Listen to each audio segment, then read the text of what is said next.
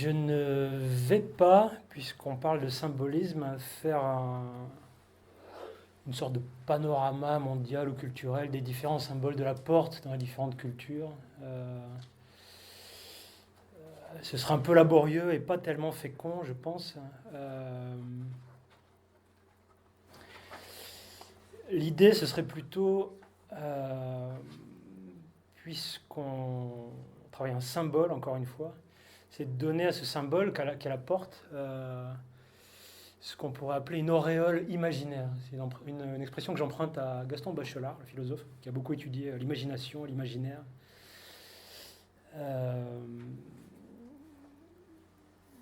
Cette auréole, c'est celle qui entoure le visage des saints, si vous voulez, sur les icônes. Donc un symbole, c'est une image, c'est l'image de la porte. Mais un symbole, c'est toujours un mystère, parce que un symbole, c'est toujours une porte, de toute façon, qui est ouverte sur des choses qu'on ne peut pas exprimer autrement que par un symbole. Donc c'est un mystère. C'est un peu comme la personne humaine, qui est le mystère de l'union à terme entre le divin et l'humain.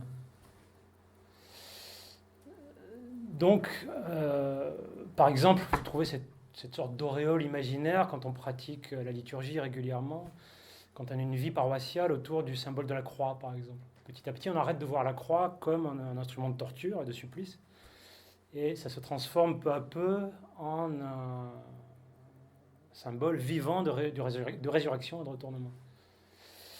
C'est ce que j'aimerais essayer de faire avec le symbole de la porte. Donc, comme c'est toujours préférable de commencer par le commencement, je me suis intéressé à la porte au début du livre de la Genèse. En hébreu, vous avez 3 mots pour qualifier la porte, qui se traduisent par porte. Le mot générique, c'est sha'ar. C'est la porte en général, plutôt la porte de la ville, mais ça peut être aussi la porte de la maison. Vous avez le mot pthar, qui signifie l'ouverture. Et vous avez le mot dalet. Alors, dalet, c'est une lettre hébraïque aussi, c'est la 4e de l'alphabet hébraïque. Voilà un dalet. Et j'ai regardé quelle était la toute première occurrence de cette lettre dans le livre de la Genèse. Donc la valeur de la lettre, c'est 4, et curieusement, on la retrouve au verset 4 du premier chapitre de la Genèse. Et ce verset 4 dit « Et Dieu vit que la lumière était bonne, alors il sépara la lumière et les ténèbres. » Le dalet, on le retrouve dans le verbe « il sépara ». Donc déjà, au sein de la phrase, on le retrouve dans une action qui pose une distinction entre 2 espaces, qui sont la lumière et les ténèbres. Mais dans le verbe même, qui est le verbe badal, beit dalet lamet, donc BDL, elle se retrouve en position entre 2 lettres qui sont le beit, qui est la première lettre du livre de la Genèse, et qui veut dire maison, et la lettre lamed, qui correspond au verbe, ça a un sens aussi, c'est le verbe qui veut dire apprendre.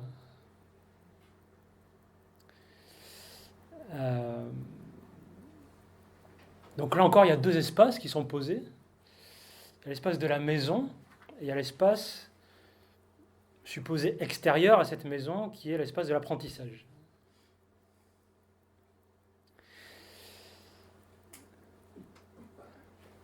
Alors on retrouve là une sorte d'archétype de la porte, qui est finalement la seule porte dont je vais parler aujourd'hui, qui est la porte d'accès au royaume intérieur, si vous voulez, qui est la maison intérieure. Le verset est assez ambigu en fait, parce qu'on ne sait pas si c'est la lumière qui est dans la maison ou à l'extérieur. On va essayer de démêler un petit peu tout ça au fil de l'après-midi.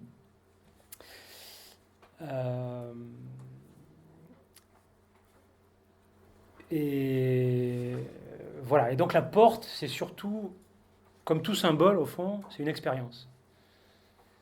C'est-à-dire une porte, on se positionne devant, on la passe ou on la passe pas, et ça résume la plupart de nos questionnements en fait existentiels. Pour vivre une expérience et la vivre vraiment pleinement, on a trois 3 niveaux, si vous voulez, d'appréhension de ce type de cette expérience. D'abord, c'est la présence. Si on n'est pas présent dans ce qu'on fait, on ne peut pas vivre une expérience. Donc, transposé dans le contexte qui nous intéresse aujourd'hui, ce sera la présence à Dieu à travers la prière. Ça dépend de l'intimité de chacun, donc je ne vais pas tellement en parler, un petit peu tout à l'heure. La deuxième chose, c'est la connaissance, c'est-à-dire une ouverture à travers cette présence à une sorte de connaissance intuitive, qui est une ouverture aux énergies de la lumière, si vous voulez, la lumière divine, à force de contemplation, notamment dans la prière. La troisième étape, c'est la pratique, c'est-à-dire s'observer dans cette présence, dans cette connaissance, avec cette auréole imaginaire qui est liée à un symbole, quand on va, en l'occurrence, franchir le seuil d'une porte. Ce qui va nous mener, comme le disait Pascal ce soir, au thème de la Sainte Rencontre, qui sera le thème de la liturgie. Alors comment on va appréhender ce symbole? Alors, il va y avoir 2 temps. D'abord, on va essayer de voir la manière dont la Bible, quand on suit un petit peu mot à mot la manière dont elle parle de la porte, dont elle va la construire dans notre imaginaire, le symboliser, à quoi elle va nous amener en fait. Que va représenter cette porte dans la Bible en tant que symbole central. Et on va voir dans un deuxième temps du topo, après la pause, la manière dont la tradition liturgique, notamment la manière dont cette liturgie est liée à l'architecture de l'Église, dans la tradition orthodoxe, va permettre de mettre en pratique ce symbole et de le vivre au moyen de ce qu'on appelle l'intussusception. Vous n'êtes pas obligé de noter. C'est la manière dont, par la pratique régulière d'une liturgie ou d'un rite en général, on finit par acquérir les choses, par acquérir une connaissance par infusion, c'est-à-dire par la gestuelle du corps, par la répétition des paroles, sans passer par l'intermédiaire du mental, si vous voulez. Donc on va s'arrêter un petit peu sur ces 3 portes symboliques qu'on retrouve dans l'Église orthodoxe, qui sont les portes du narthex, c'est-à-dire l'espace qui est réservé aux catéchumènes, normalement, là où a lieu le baptême. Les portes de la nef, qui est l'espace de la pratique liturgique collective. Et les portes du sanctuaire, qu'on appelle les portes saintes, qui sont le lieu de la transfiguration. La première porte, c'était La porte du narthex, N-A-R-T-H-E-X.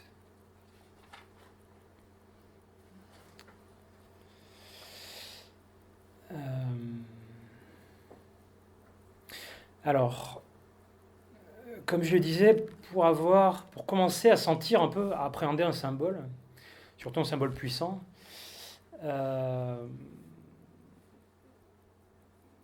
il faut faire usage de l'imagination. Alors l'imagination, c'est pas rien.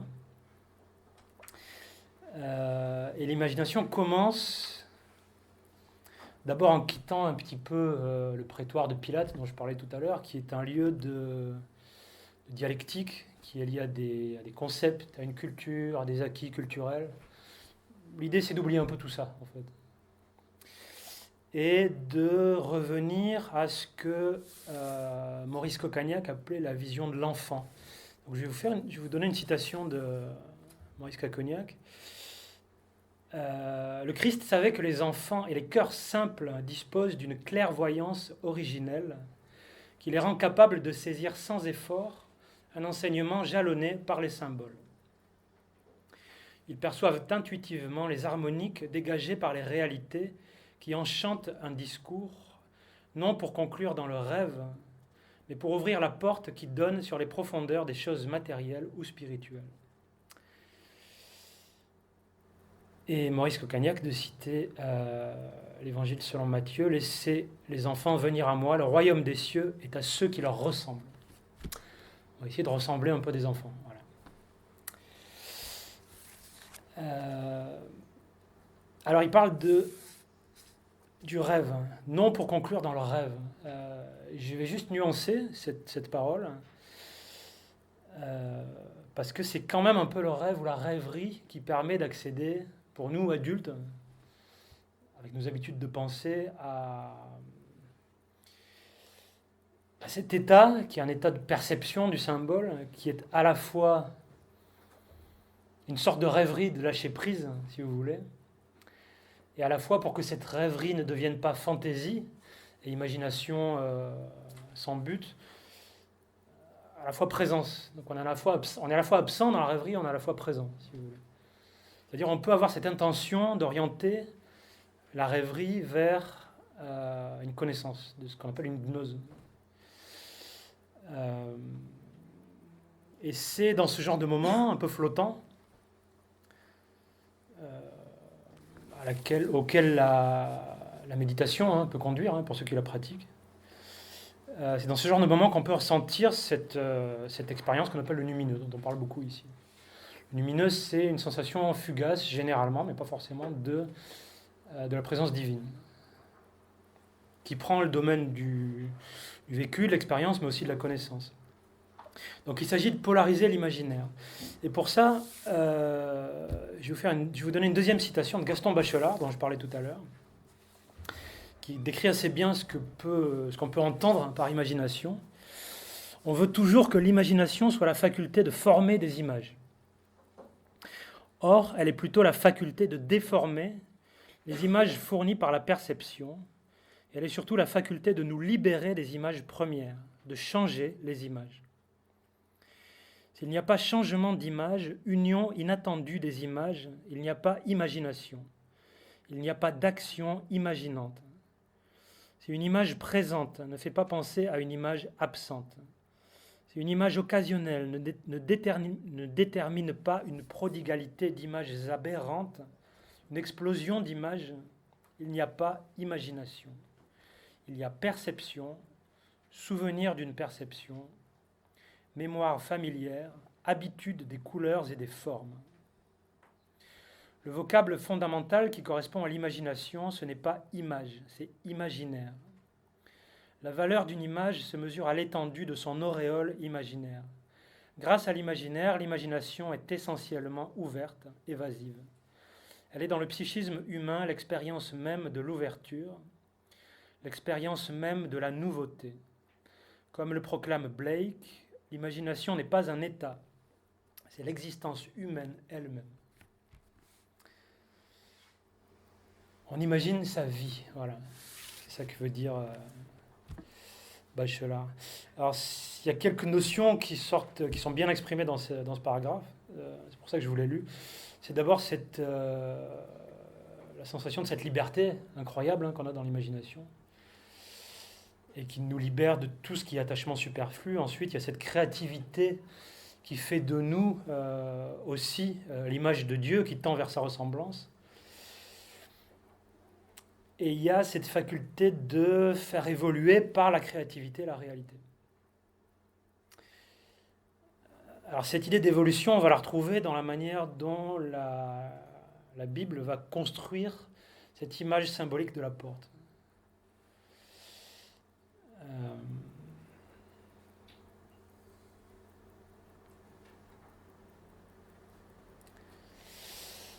Alors voilà, on va passer par cette dimension imaginaire qu'on a à l'intérieur de soi, qui est toujours un peu liée au rêve. Donc, comme le symbole, et a fortiori le symbole de la porte, cette lettre Dalet, on a vu où elle était placée au début de la Genèse, elle est toujours entre deux espaces. On peut considérer qu'elle est toujours entre un espace qu'on pourrait appeler diurne, c'est-à-dire conscient, concevable, qu'on peut expliquer par la parole, partager, et puis un côté plus nocturne, qui est beaucoup plus intuitif et qui nous appartient un petit peu à chacun. Donc ce côté diurne, ce sera, comme je vous l'ai dit, la porte de ce temple intérieur que pose la parole dans la Bible. Et pour le côté nocturne, puisque c'est subjectif et très personnel, je vais partager une chose personnelle. Tout simplement, je vais vous donner une phrase que j'ai entendue à l'occasion d'un cours d'espagnol il y a 20 ans et qui m'a totalement saisi par sa beauté, sa profondeur et surtout par son profond mystère. C'est une phrase en arabo-andalou.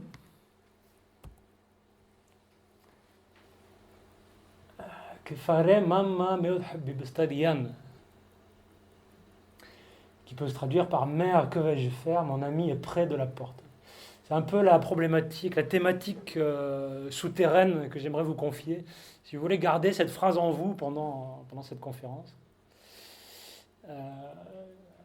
Donc c'est déjà une porte puisqu'il y a deux espaces culturels qui sont ouverts l'un à l'autre, c'est une porte ouverte. Vous avez une première partie en latin, donc que ferais-je, maman, mère. Mais le habib, c'est la racine de l'amour en fait, habib en arabe. Donc c'est très détaillé en fait en arabe la tradition, le langage poétique amoureux. Vous avez le mahboub qui est celui qui est aimé, il y a le muhib, celui qui aime, qui sont réunis dans la figure du habib qui est aussi l'ami. Donc c'est une notion qui est très vaste en fait, très générale. Et yana, c'est un mot dont j'ai compris le sens hier. J'étais en train de stresser pour ma conférence. Donc je me suis allongé sur mon lit et puis cette phrase m'est revenue en tête. Et j'ai enfin compris pourquoi ça voulait dire porte. C'est assez intéressant en fait. Parce que je savais que le mot porte, ça venait du latin porta. C'était ce qui a donné le port aussi, où traversent les marchandises, c'était la porte de la ville, etc. Mais j'avais oublié qu'il y avait un autre mot pour dire porte, qui vient du nom d'un dieu romain qui s'appelle Janus, qui se dit Janus, et la porte, ça se disait Yanua, qui a donné le mot Yana, donc en arabo-andalou, qui a donné le nom du mois de janvier aussi, qui commence l'année, qui regarde derrière et qui regarde devant. Donc c'est cette figure un peu anthropomorphe, là, Janus, qui se tient sur le seuil de la porte et qui regarde simultanément des deux côtés, en fait.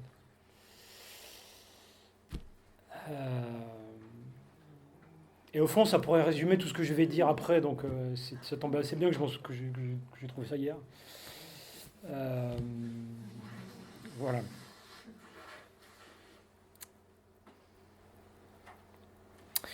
Alors la Bible. Le premier mot de la Bible, c'est celui-ci. Bereshit, ça se traduit souvent par au commencement. Il y a un peu la racine centrale, c'est la tête aussi. Donc certains traduisent par en tête. Annick de Souzenel voit, en mélangeant un peu les lettres, une expression qui veut dire l'alliance de feu.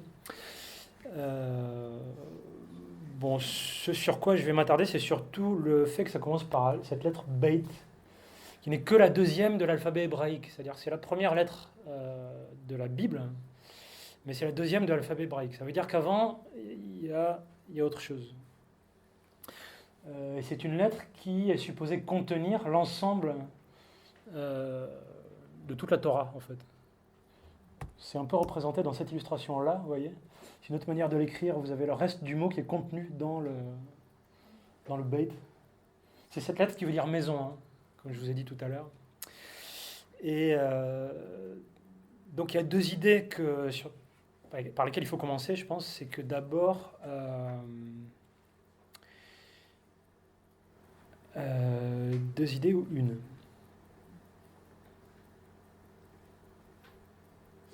On va dire une. Le récit de la Genèse, les deux premiers chapitres, parlent d'un endroit, d'un lieu, qu'on peut aussi considérer comme un état, qui s'appelle le Jardin des Délices. Voilà. Ça a été traduit au cours de l'histoire par paradis, alors que le mot paradis, en fait, n'existe pas dans la Bible. Il y a le mot pardès, qui vient de l'avestique, c'est-à-dire du persan ancien. Mais dans la Bible, ça ne signifie que jardin, en fait. Ça ne veut pas dire le jardin d'Éden, si vous voulez.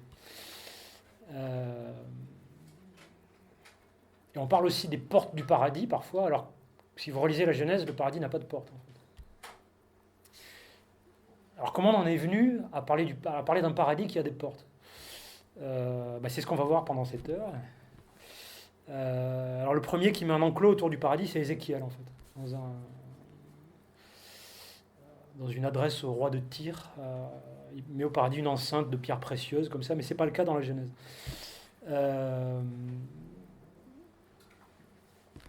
Et une idée très importante qu'il faut vraiment avoir à l'esprit, c'est cette idée qui était très répandue pendant toute la période biblique et qui a été largement assimilée par les pères de l'Église, c'est que le paradis n'est pas le royaume de Dieu. Ce sont deux choses complètement différentes. Enfin, il y a des nuances, il y a des ambiguïtés, parfois ça se mélange un peu, mais dans les grandes lignes, c'est vraiment deux espaces qui sont tout à fait distincts en général. Et donc ça veut dire que ce paradis, c'est pas le lieu définitif, si vous voulez, de la destinée des humains, de l'humanité. Le paradis, c'était surtout un lieu d'attente du royaume. Donc jusque très tard dans l'Antiquité, on pensait que le paradis, c'était un lieu qui existait sur Terre, physiquement, où se trouvaient déjà Enoch ou Élie, par exemple, qui ont été enlevés par Dieu.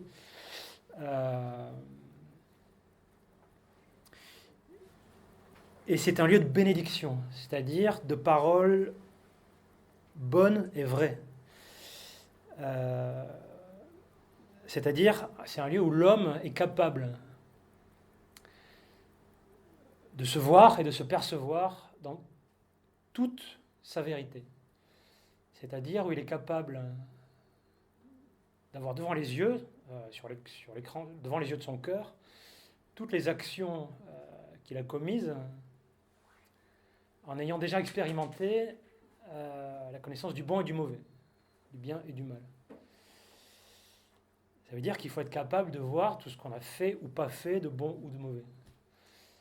Et l'idée qui est sous-jacente à ça, c'est que pour être capable de demeurer dans le paradis, quand on est son propre juge, et quand on voit à quel point on est installé dans le péché par rapport à la chute, il faut avoir une confiance absolue en la miséricorde de Dieu. Cette confiance, c'est la seule condition pour pouvoir rester dans le paradis, si vous voulez. C'est pour ça que ceux qui n'accomplissent pas ça au cours de leur vie, si vous voulez, ont considéré que il y avait un temps après la mort qui était un autre lieu d'attente, un lieu plus ou moins purgatorial, plus ou moins infernal, qui devait nous préparer. C'est le lac de feu ou la seconde mort dont parle l'Apocalypse, qui doit nous préparer en fait à rejoindre le royaume, tous ensemble.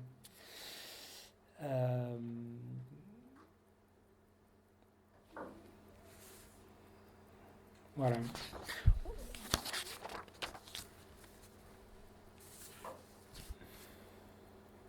Alors le royaume de Dieu, lui, on va voir que seul le Verbe incarné pourra le révéler.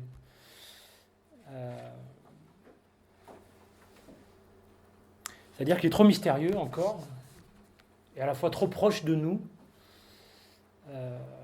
trop ancré dans notre chair pour qu'on puisse le voir. Donc il fallait que le Dieu s'incarne, qu'il prenne lui-même la chair de l'homme, le corps de l'homme, pour pouvoir nous le révéler par des symboles qui sont extrêmement proches de nous, comme on le verra dans les paraboles du royaume.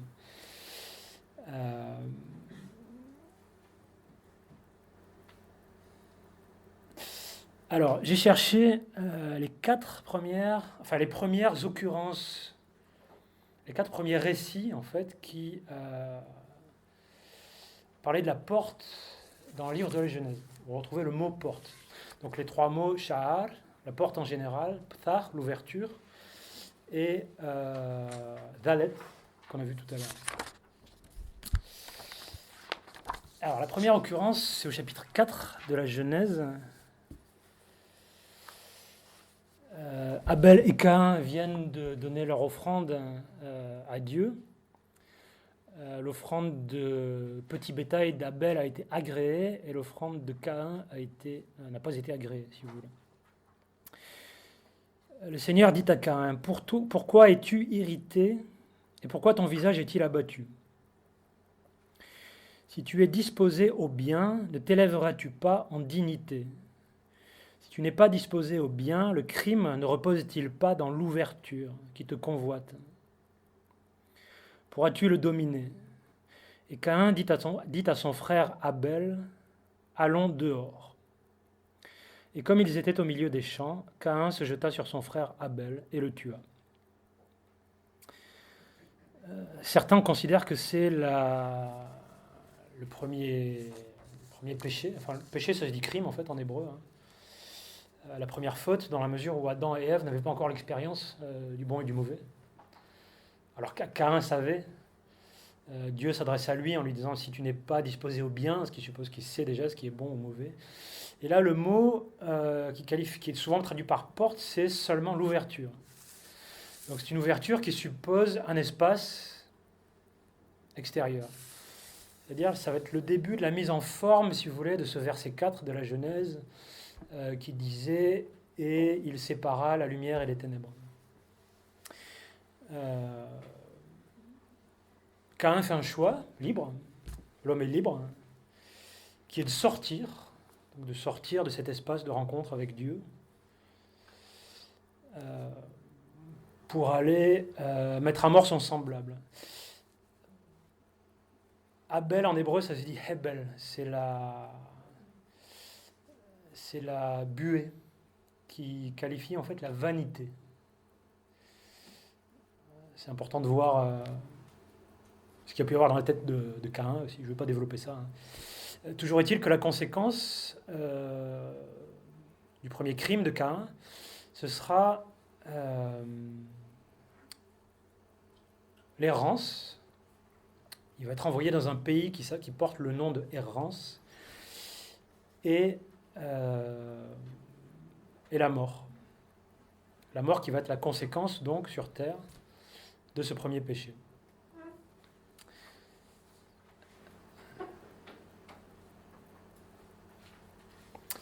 La deuxième occurrence du mot porte, du mot qui est traduit par porte, ça va être c'est l'épisode de Noé en fait. C'est encore le mot ouverture, ça.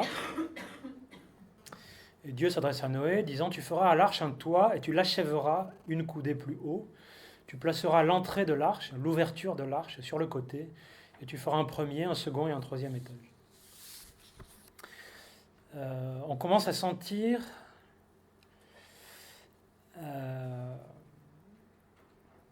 une analogie avec ces trois étages entre l'arche, qui est un peu le prototype du temple, et la personne humaine, corps, âme, esprit.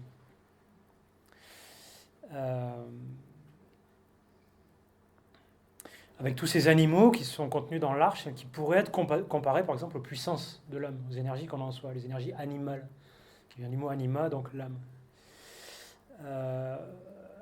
Alors l'épisode de Noé, c'est surtout le début de la préservation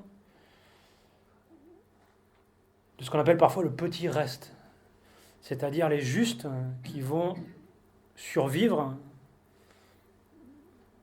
parce qu'ils sont justes, d'une part, et parce que Dieu le veut, d'autre part, aux grandes destructions et à cet épisode du déluge qui va trouver des échos dans la destruction du temple, dans l'exil, etc. Le troisième épisode, où on parle de la porte, on parle encore seulement d'ouverture. La porte n'est pas close encore. Enfin, la porte de l'arche sera fermée par Dieu, mais le mot porte ne figure pas dans le verset. Donc, c'est une sorte de préservation sans vraiment mentionner le battant de la porte, si vous voulez. On arrive à l'épisode du chêne de Mambré avec Abraham et Sarah. Vous vous souvenez, c'est cet épisode où trois anges, trois hommes, qui sont trois anges à travers lesquels Abraham reconnaît la présence de Dieu, viennent à sa rencontre et Abraham va courir depuis sa tente, rempli de foi pour les accueillir. Il les a reconnus, il va leur offrir un festin. Et Sarah reste, elle, à l'ouverture de la tente, précisément. Donc Sarah est d'abord dans la tente, et ensuite elle vient se poser à l'ouverture de la tente, à l'entrée de la tente. Et quand l'un des anges annonce que Sarah va enfanter, alors qu'elle est dans dans sa vieillesse, elle éclate de rire, incrédule. Dans cet épisode qui est un peu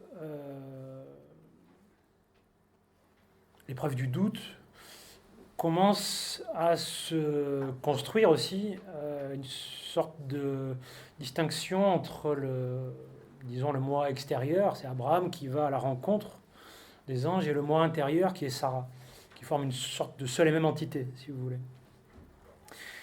Et là, c'est l'intériorité qui est symbolisée par l'entrée de la tente, par l'intérieur de la tente et par Sarah, qui est en proie à l'épreuve du doute quand on lui annonce que la vie va sortir de cette mort symbolique qu'est la stérilité de Sarah. Ce qui est important de voir, c'est que c'est sur le seuil de la tente que ça se passe. Et le 4e épisode, ça fait suite immédiatement à l'épisode du chêne de Mambré. C'est quand les anges vont donc à Sodome, au chapitre 19 de la Genèse. Lot attend aux portes de la ville. Alors cette fois, il y a le mot porte qui va être entièrement constitué aussi avec son battant dans cet épisode. Donc le mot sha'ar. Les anges d'abord ne veulent pas rentrer chez Lot, qui insiste pour qu'il rentre dans sa maison. Et l'ange va finir par accepter de rentrer dans la maison de Lot. Donc c'est un moment important, au sens où le divin commence à rentrer dans cet espace intérieur qui peut symboliser l'intériorité de l'homme. Et là, qu'est-ce qui va se passer ? Toute l'humanité qui est à l'intérieur de la ville de Sodome, tous les hommes sans exception, vont venir invectiver Lot pour lui demander de faire sortir ces étrangers, parce qu'ils veulent, alors, littéralement, les connaître. Faire connaissance. Voilà. C'est le mot qui est utilisé aussi, la connaissance, à l'épisode où on dit, dans la Genèse, avoir l'expérience, avoir la connaissance du bien et du mal. Donc c'est un peu encore un écho, si vous voulez, de cet épisode. Et là, on parle des battants de la porte. C'est la première fois que le mot Dalet est mentionné dans la Bible. À partir de l'instant où Dieu rentre à l'intérieur, les puissances extérieures, si vous voulez, qui symbolisent les passions, vont venir attaquer, et à ce moment-là, il y a la nécessité d'avoir le battant d'une porte, comme préservation entre ces deux espaces. Donc, toute cette initiation au symbole de la porte, ça a été la concrétisation, si vous voulez, de cet espace, de ce seuil qui va devenir dur pour préserver l'intérieur de l'extérieur. Alors, les hommes de Sodome essaient de défoncer la porte. L'ange ou l'homme attrape Lot, il le ramène à l'intérieur, ferme la porte et il trouble l'esprit, si vous voulez, des hommes qui sont autour, qui perdent un petit peu leur repère et du coup ils n'arrivent pas à détruire la maison.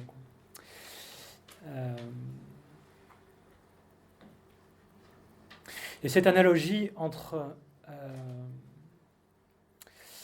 cet espace de la maison qui a une porte et l'homme, la personne humaine, on la retrouve vers la fin de la Torah, dans le Deutéronome. C'est l'épisode du Shema, le Shema Israël, qui dit « Écoute Israël, le Seigneur ton Dieu est le seul Dieu. Tu aimeras le Seigneur ton Dieu de tout ton cœur, de toute ton âme et de tout ton pouvoir. Que ces paroles que je te dicte aujourd'hui restent dans ton cœur. Tu les répéteras à tes fils. Tu les leur diras aussi bien assis dans ta maison que marchant sur ta route, couché, assis aussi bien que debout. Tu les attacheras à ta main comme un signe, sur ton front comme un bandeau. Tu les écriras sur les poteaux de ta maison et sur tes portes. » Une alliance entre l'homme, les bras de l'homme et son front, et les poteaux de la porte, et la porte et le linteau de la porte, si vous voulez.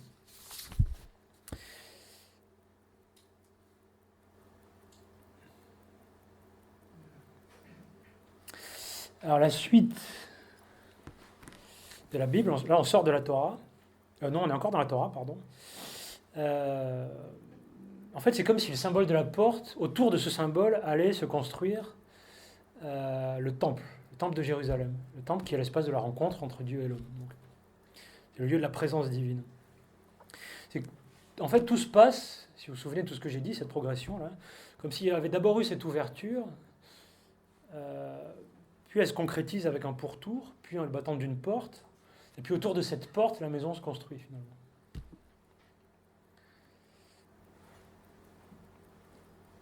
Alors cette maison, si on la prend au sens large, en fait, c'est le jardin d'Éden, c'est le jardin des délices. Et dans le livre de l'Exode, donc l'homme a quitté le jardin des délices, mais la présence de Dieu va accompagner Israël. Et c'est là qu'on en arrive au livre de l'Exode, au chapitre 26, toute la fin du livre de l'Exode, en fait, avec la description de ce qu'on appellera la tente de la rencontre. C'est la tente qui va contenir l'arche d'alliance. Et si on s'arrête sur la description du rideau du sanctuaire, vous retrouvez précisément, systématiquement, le symbole des deux arbres, l'arbre de la connaissance et l'arbre de vie, et toujours la figuration de deux chérubins qui gardent à l'entrée, si vous voulez, du sanctuaire. Donc le sanctuaire, si vous voulez, c'est une sorte de paradis dans le paradis. C'est intéressant d'ailleurs de voir le protocole de la rencontre entre Israël, Moïse et Dieu dans la tente du rendez-vous. Donc on est en Exode chapitre 33. Moïse prenait la tente et la plantait pour lui hors du camp, loin du camp. Il la nomma tente du rendez-vous. Et quiconque avait à consulter le Seigneur sortait vers la tente du rendez-vous qui se trouvait hors du camp. Chaque fois que Moïse sortait vers la tente, tout le peuple se levait, chacun se postait à l'entrée de sa tente, à l'ouverture de sa tente, et suivait Moïse du regard jusqu'à ce qu'il entrât dans la tente. Chaque fois que Moïse entrait dans la tente, la colonne de fumée descendait, se tenait à l'entrée de la tente, et il parlait avec Moïse. Tout le peuple voyait la colonne de nuée qui se tenait à l'entrée de la tente, et tout le peuple se levait et se prosternait, chacun à l'entrée de sa tente. Le Seigneur parlait à Moïse face à face, comme un homme parle à son ami. Puis il rentrait au camp, mais son serviteur Josué, qui se dit aussi Jésus en hébreu, fils de Nun, qui veut dire poisson en hébreu, un jeune homme, ne quittait pas l'intérieur de la tente.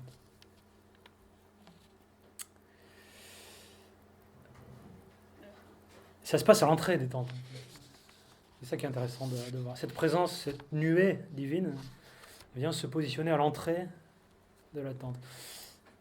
Ce n'est que plus tard, à un moment d'une consécration plus solennelle de la tente du rendez-vous, que la nuée va entrer à l'intérieur du sanctuaire, de telle sorte que personne d'autre ne pourra rentrer à l'intérieur.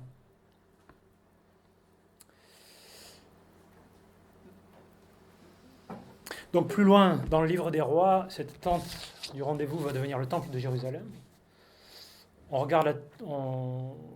Si on s'intéresse au passage où la porte est décrite, la porte du Saint des Saints, on retrouve encore une fois le même symbolisme avec les deux arbres, qui sont deux palmiers en l'occurrence. Et encore une fois, ces chérubins qui rappellent que ce sanctuaire, c'est cet espace du paradis.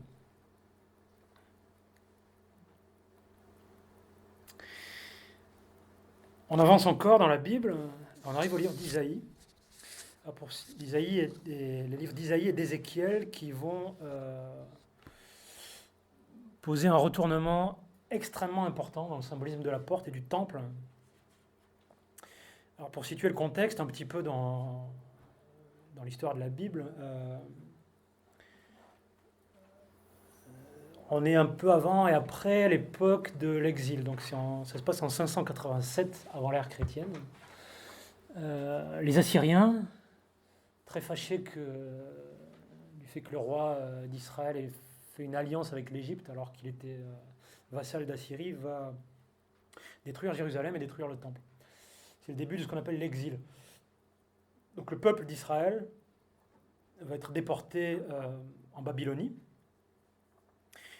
Et à cette époque-là, quand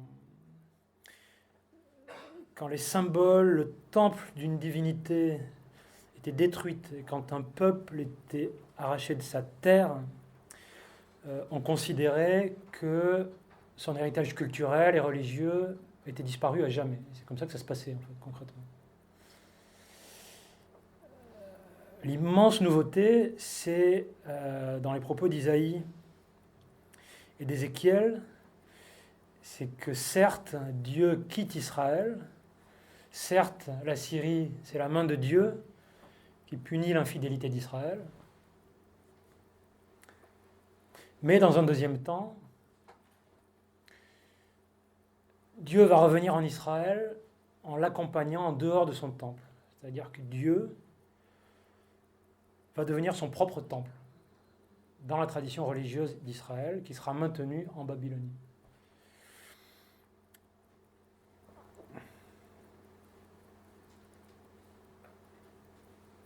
Tout le monde me suit? Ça va? C'est important de comprendre ce qui se passe à ce moment-là, parce que ça va donner lieu à toute une littérature prophétique et visionnaire.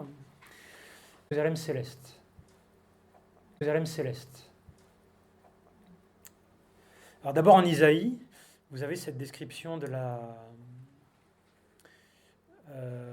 Jérusalem nouvelle, qui est une promesse en fait. C'est un espace magnifique. Et si on fait attention, en fait, on parle plus tellement du temple, on parle maintenant de Jérusalem. C'est-à-dire que Jérusalem va devenir en fait l'espace de vie des hommes dans le monde. Et dans cette Jérusalem, vous avez le temple. Mais le symbole de la présence divine ne va plus se cantonner au temple, il va prendre l'espace de cette ville sainte que va devenir Jérusalem. Pour l'instant, dans des visions prophétiques. D'ailleurs, le Seigneur invite Isaïe à donner cette prophétie et à attirer l'attention sur le fait que ce n'est plus le temple en fait qui l'intéresse. Donc, ainsi parle le Seigneur, le ciel est mon trône, la terre est l'escabeau de mes pieds. Quelle maison pourriez-vous me bâtir? Et quel pourrait être le lieu de mon repos quand tout cela, c'est ma main qui l'a fait? C'est une parole de consolation. Hein. Israël est déporté et il a vu la destruction de son temple. Quand tout cela est à moi, oracle du Seigneur. Mais celui sur qui je porte les yeux, c'est le pauvre et l'humilié, celui qui tremble à ma parole. La présence du Seigneur n'est plus dans le temple, elle est dans ce temple de l'homme, et notamment dans le temple du pauvre, de l'humilié et de celui qui tremble, dans la crainte, pas dans la peur, dans la crainte, c'est-à-dire dans la présence du Seigneur.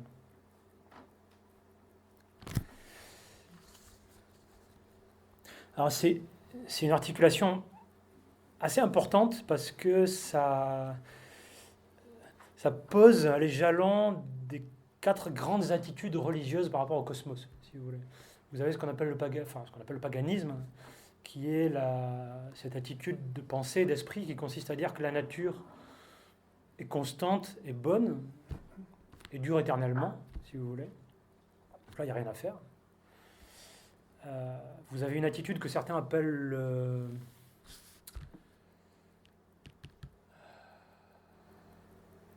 dont j'ai oublié le nom, le naturisme quelque chose. Le naturisme spirituel, voilà, qui consiste à dire que la nature va se détruire, que le cosmos va sombrer, mais qu'il va renaître de lui-même. Donc c'est toutes ces traditions cycliques qui sont représentées par l'hindouisme notamment. Vous avez ce qu'on appelle l'humanisme spirituel, ce qu'on peut appeler l'humanisme spirituel. C'est la même attitude, mais qui consiste à dire que l'homme n'a pas à rester dans ce cycle de mort et de renaissance. Donc il faut en sortir et atteindre le nirvana, ça c'est plutôt le bouddhisme. Et puis vous avez cette 4e attitude qu'on retrouve dans les traditions prophétiques, judéo-chrétienne, toute la sphère iranienne, qui consiste à dire que cette nature, elle est vouée à la destruction, mais par la liberté de Dieu et avec notre participation, elle peut être transfigurée, elle va être transfigurée, et donc elle va subir une transformation totale et perdurer dans l'éternité. Voilà. Ça, c'est l'héritage chrétien. Et cette présence divine qui sort du temple, qui va investir le cosmos représenté par la Jérusalem céleste, eh ben c'est ça, en fait. C'est cette transfiguration du monde. Alors, je vais vous lire ce passage où Ézéchiel décrit, où l'ange, ou l'homme angélique décrit à Ézéchiel, donne à voir et à mesurer alors là, c'est le temple au milieu de la Jérusalem céleste. Alors, et voici que de l'eau sortait de dessous le seuil du temple vers l'Orient, car le temple était tourné vers l'Orient, la source de la lumière. La source de vie, qui est l'eau de la vie, qui va venir réaliser la source de lumière, qui est l'Orient, le lieu de naissance du soleil. Alors il me fit traverser le cours d'eau, j'avais de l'eau jusqu'aux chevilles, il en mesura encore 1000 pas, et me fit traverser le cours d'eau où j'avais 1000 coudées, pardon, et me fit traverser le cours d'eau où j'avais de l'eau jusqu'aux genoux. Il en mesura encore 1000 et me fit traverser le cours d'eau. J'avais de l'eau jusqu'aux reins. Il en mesura encore 1000 et c'était un torrent que je ne pus traverser, car l'eau avait grossi pour devenir une eau profonde, un fleuve infranchissable. Et plus loin, au bord du torrent, il y avait une quantité d'arbres de chaque côté. Il me dit, cette eau s'en va vers le district oriental. Elle descend dans la Araba et se dirige vers la mer. Elle se déverse dans la mer en sorte que ses eaux deviennent saines. Partout où passera le torrent, tout être vivant qui y fourmille vivra. Le poisson sera très abondant, car là où cette eau pénètre, elle assainit, et la vie se développe partout où va le torrent. Sur le rivage, il y aura des pêcheurs depuis En-Gedi, qui veut dire la source ou l'œil du chevreau, jusqu'à Ein Eglaïm, qui veut dire la source ou l'œil des veaux. Des filets seront tendus. Les poissons seront de même espèce que les poissons de la grande mer, et très nombreux. Mais ces marais et ces lagunes ne seront pas assainis, ils seront abandonnés au sel. Au bord du torrent, sur chacune de ses rives, croîtront toutes sortes d'arbres fruitiers dont le feuillage ne se flétrira pas et dont les fruits ne cesseront pas. Ils produiront chaque mois des fruits nouveaux, car cette eau vient du sanctuaire. Les fruits seront une nourriture et les feuilles un remède. Voilà comment le paradis jaillit du temple et comme une source qui ne cesse de s'accroître d'elle-même. L'eau s'auto-multiplie, si vous voulez, va assainir les eaux de l'océan, qui sont le souvenir des eaux du déluge aussi. Donc il n'y aura plus de déluge, les eaux seront saines. Et voilà comment l'espace de la Jérusalem céleste va devenir ce paradis eschatologique qui va apparaître à la fin des temps. Et maintenant, je vais vous lire le parallèle de cette description dans le livre de l'Apocalypse de Saint Jean. Vous allez voir quelques différences. De temple, je n'en vis point en elle, dans cette Jérusalem. C'est que le Seigneur, le Dieu maître de tout, est son temple, ainsi que l'agneau. La ville peut se passer de l'éclat du soleil et de celui de la lune, car la gloire de Dieu l'a illuminée, et l'agneau lui tient lieu de flambeau. Les nations marcheront à sa lumière, et les rois de la terre viendront lui porter leurs trésors. Ses portes resteront ouvertes le jour, car il n'y aura pas de nuit, et l'on viendra lui porter les trésors et le faste des nations. Rien de souillé n'y pourra pénétrer, ni ceux qui commettent l'abomination et le mal, mais seulement ceux qui sont inscrits dans le livre de vie de l'agneau. Puis l'ange me montra le fleuve de vie, limpide comme du cristal, qui jaillissait du trône de Dieu et de l'agneau. Au milieu de la place, de part et d'autre du fleuve, il y a des arbres de vie qui fructifient 12 fois, une fois chaque mois, et leurs feuilles peuvent guérir les païens. De malédiction, il n'y en aura plus. Le trône de Dieu et de l'agneau sera dressé dans la ville, et les serviteurs de Dieu l'adoreront. Ils verront sa face, et son nom sera sur leur front. De nuit, il n'y en aura plus. Ils se passeront de lampes ou de soleil pour s'éclairer, car le Seigneur Dieu répandra sur eux la lumière, et ils régneront pour les siècles des siècles. Alors, ce qui est important de voir, c'est que l'eau ne jaillit plus du seuil du temple, puisque le temple, il n'y en a plus. Il jaillit du trône de Dieu et de l'agneau. Et l'agneau est lui-même le temple.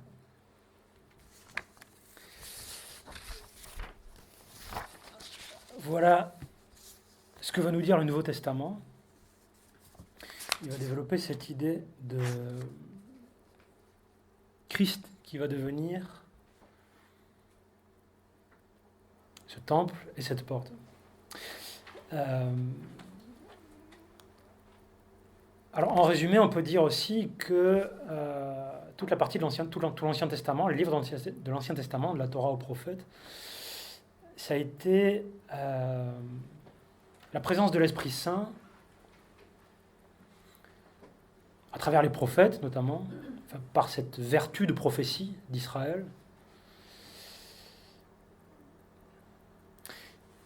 Et par la présence de l'Esprit Saint vont être induites trois forces qui sont que Paul appelle les vertus théologales, c'est-à-dire qui sont liées à cette parole, la parole prophétique, qui est une parole divine, théologale. Et ces trois vertus, si vous voulez, qui sont des forces, des puissances, qui sont léguées à l'héritage d'Israël, c'est d'abord la foi, qui se dit amin en hébreu. Amen, amin, amen, c'est la notion de stabilité. Donc ça fait écho en fait à ce temple qui est posé stablement dans la Jérusalem céleste. C'est l'Ancien Testament qui construit l'édifice du temple,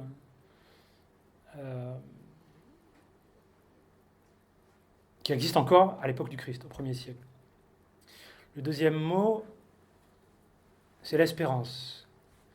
L'espérance, alors on trouve ça aussi dans Ézéchiel, c'est que, et une idée très importante chez Ézéchiel, c'est que les portes du temple de la Jérusalem céleste doivent rester fermées en déférence à la présence divine,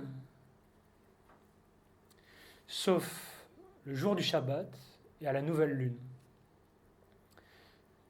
On verra ce que ça signifie tout à l'heure. Et le seul qui sera habilité à franchir ces portes du temple, ce sera le roi de gloire, le roi eschatologique. Alors ce roi, c'est l'héritier de David, déjà, mais c'est aussi le roi prêtre. C'est la figure d'un personnage qui s'appelle Melchisédek, qui s'appelle le roi de justice. Melchisédek, c'est dans le premier livre des rois, un roi de Salem. Alors, Salem, c'est le nom d'une ville qui veut dire la paix. Donc c'est aussi un roi de paix. Qui vient apporter à Abraham, qui s'appelle encore Abraham d'ailleurs à ce moment-là, Abraham victorieux, le pain et le vin. Il y a eu beaucoup de développement dans l'Antiquité, il y a eu beaucoup de livres de littérature apocryphe là-dessus. En tout cas, c'est une figure qu'on retrouve dans les psaumes et qu'on retrouve dans l'Épître aux Hébreux, dont on va parler tout à l'heure aussi. Voilà, le seuil de cette porte est réservé à l'entrée du roi de gloire. La manière dont Jésus va assumer ces trois vertus théologales, entre guillemets, dont il va les porter, c'est en devenant d'une part lui-même le temple. Donc vous vous souvenez, dans les évangiles, il y a cette parole qui dit que le temple sera détruit le temple sera détruit, le temple de Jérusalem, le temple de Pierre, et qu'il pourra être reconstruit en 3 jours, sachant que Jésus parlait du temple de son corps. C'est une idée, une affirmation qui jalonne vraiment la montée du Christ jusqu'à la croix. D'abord, c'est l'apostrophe à Jérusalem. Il va annoncer la destruction du temple avant les signes précurseurs. Ensuite, c'est devant le Sanhédrin, où cette idée est reprise, dans le dialogue. Et ensuite, c'est sur la croix même où les passants vont interpeller Jésus une fois pour railler cette idée de reconstruction. Toi qui peux reconstruire le temple en 3 jours. Ça, c'est dans les évangiles synoptiques, chez Matthieu, Marc et Luc. Chez Jean, vous avez un épisode symbolique où le temple est d'abord purifié, les vendeurs sont chassés du temple, comme si le Christ voulait parfaire le symbole, le purifier dans la pureté de tout ce qu'il représente, avant que le temple soit détruit pour être remplacé. Il faut que le symbole, l'idée du symbole, cette auréole imaginaire autour de ce symbole, puisse être rétablie dans sa justesse avant qu'on puisse comprendre avec exactitude en quoi consiste cette résurrection du corps du Christ, du corps de gloire, qui est le nouveau temple. Ensuite, Jésus sera non seulement le temple, mais le grand prêtre aussi, selon l'ordre de Melchisédek. Alors ça, c'est dans l'Épître aux Hébreux.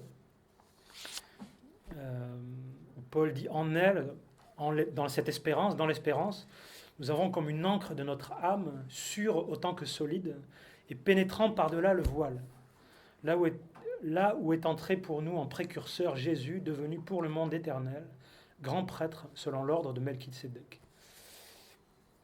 Ça précède tout un développement où le prêtre ultime, le Christ, va aussi présenter le sacrifice ultime, qui ne seront plus le sang des animaux et des sacrifices de chair, ce sera son propre sang qu'il va donner. Donc Jésus devient temple, Jésus devient prêtre,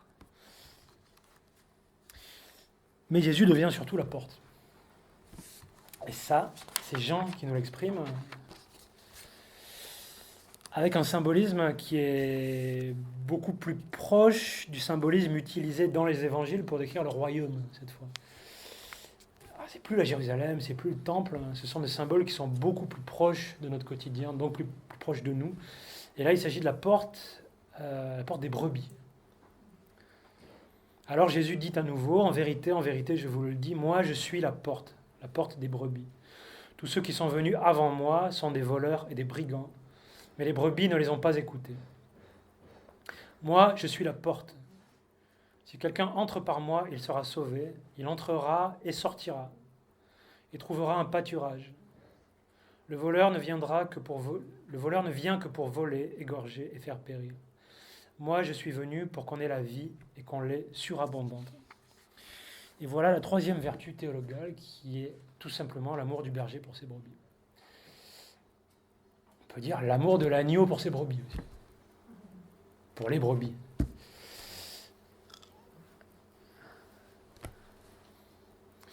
Il entrera et sortira. Alors ça, par rapport à ce que je vous disais tout à l'heure aussi,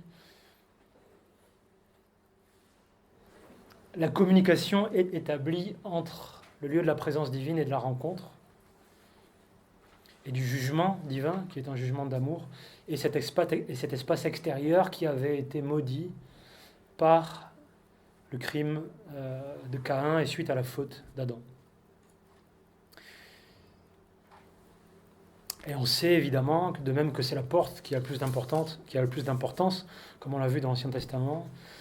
Maintenant donc demeure foi, espérance, amour, ces trois choses, mais la plus grande d'entre elles, c'est l'amour, c'est la porte.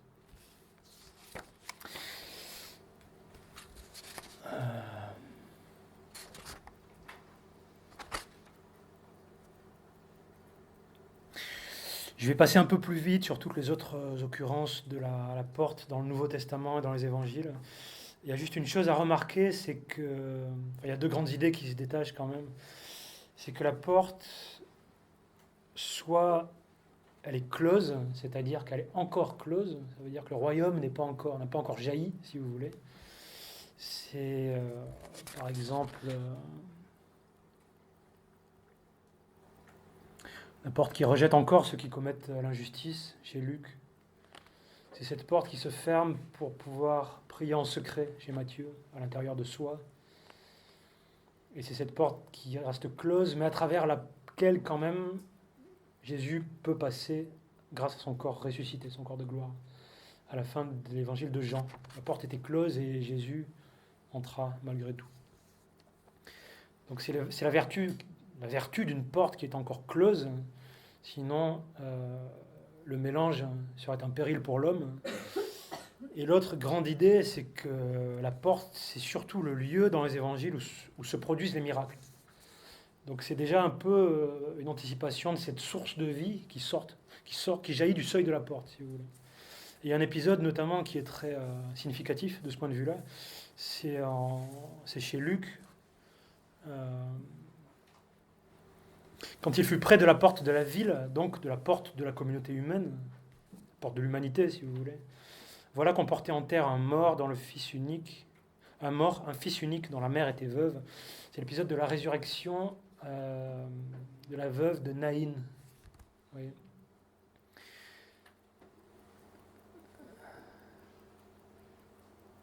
Son père est mort. Ce père mort, ça peut être aussi le vieil homme dont parle Paul.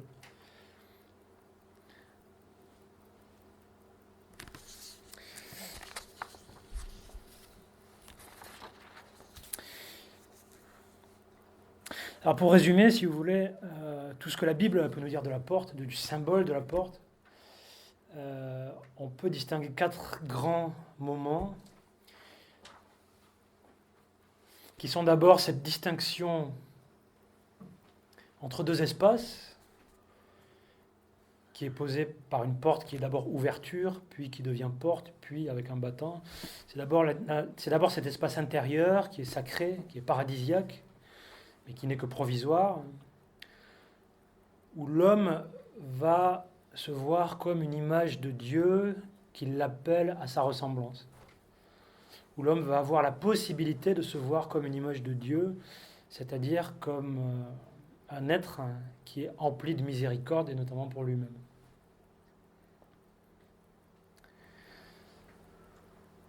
Entre cet espace et un autre espace qui est le cosmos qui contient ce que théologiquement on peut appeler le monde. Saint Isaac le Syrien disait que pour la spéculation spirituelle, le monde est un nom collectif qui comprend tout ce qu'on appelle passion. Quand on dit que les saints sont coupés du monde ou séparés du monde, c'est de ce monde-là qu'on parle. On n'est pas coupé de la terre qui va être transfigurée. On n'est pas coupé de l'expérience du monde. Donc ce cosmos, malgré tout, ça reste un lieu d'épreuve, mais surtout un lieu d'apprentissage. C'est la lettre lamed dans le verbe qu'on a vu au tout début.